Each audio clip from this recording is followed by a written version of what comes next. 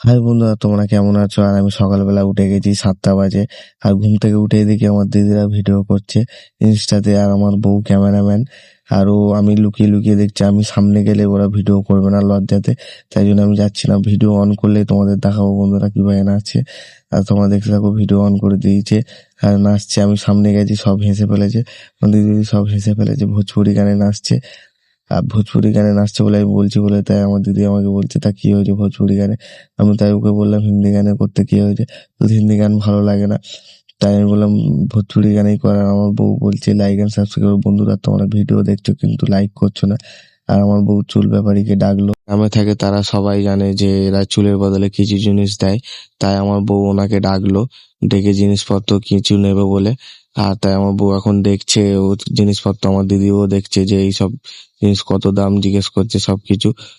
তাই আমি জিজ্ঞেস করলাম যে চুলের কত টাকা কেজি, বললো 6,000 টাকা কেজি।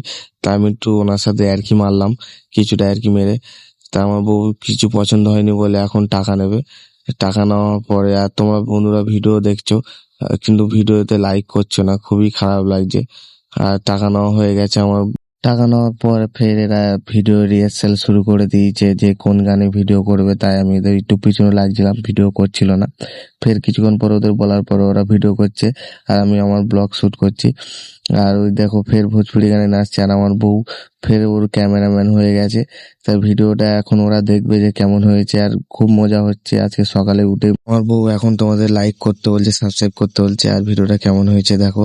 আর এমন মজার ব্লগ দেখার জন্য আমার ইউটিউব চ্যানেলকে সাবস্ক্রাইব করো বন্ধুরা। টাটা।